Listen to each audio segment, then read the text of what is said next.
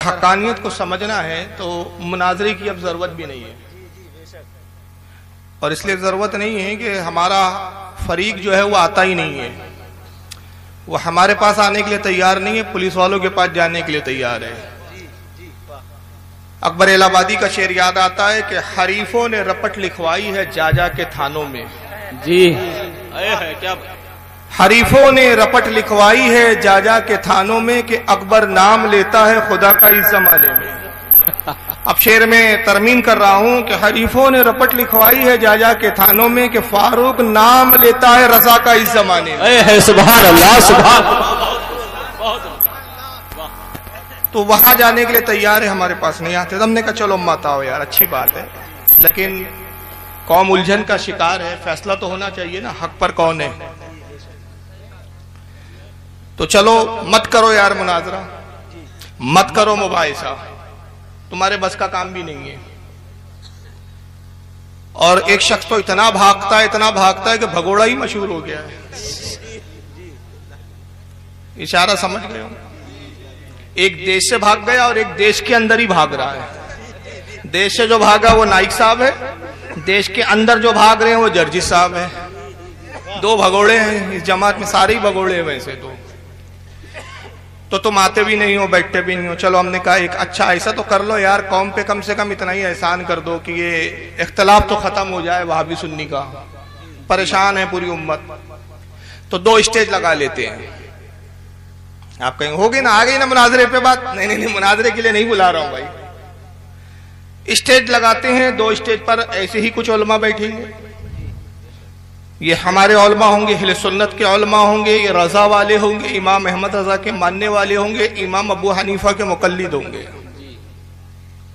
और दूसरे स्टेज पे तुम होना, जिसका किसी इमाम से ताल्लुक नहीं, जिसका कोई इमाम नहीं। यानी एक तरफ जिनके वारिसीन है वो बैठे, एक तरफ जो लावारिस है वो बैठे। दो लोग बैठ जाएं, कौम ऐसे ही बैठे रहे, ना हम कुछ बोले, ना माइक हमारे पास दो, ना उनको दो, ना कोई बहस, ना कोई मुबाहिसा। वो अपने स्टेज पे चुपचाप बैठे रहे, हम अपने स्टेज पे चुपचाप बैठे रहे।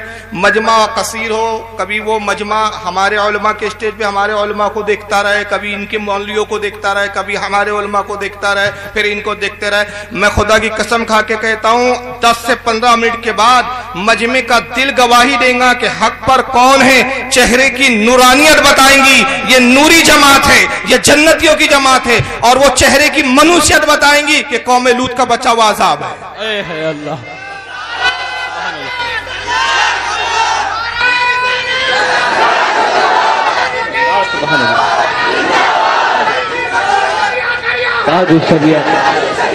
चेहरे गवाही देते हैं। जब जब देखने वालों ने मुस्तफा को देखा तो दुश्मनों ने भी देखकर यही कहा कि ये चेहरा झूठे का नहीं हो सकता। सुभान अल्लाह, ऐसा हसीन हमने देखा नहीं। और हजरत हसन को कहना पड़ा वह आसनों का मिन लम तो तरकत तो आईनी वह अजमलों का मिन तलिदिन निसाऊ। ए अल्लाह के रसूल, अल्लाह ने आपको ऐसा हसीन पैदा किया, ऐसा बेमिसाल पैदा किया कि आप जैसा हसीन किसी औरत ने आज तक जना ही नहीं। सुभान अल्लाह, आज तक किसी औरत ने ऐसा बच्चा जना ही नहीं। खुलिकता मुबर्रअन मिन कुल्ले ऐबिन, अल्लाह ने आपको हर ऐब से पाक किया। कान्नका कद खुलिकता कमा तशाऊ, अल्लाह ने आपको ऐसे पैदा किया जैसा खुद आप पैदा होना चाहते हैं। सुभान अल्लाह, नारे तकबीर, नारे रिसालत, मसलके आला हजरत। सुभान अल्लाह।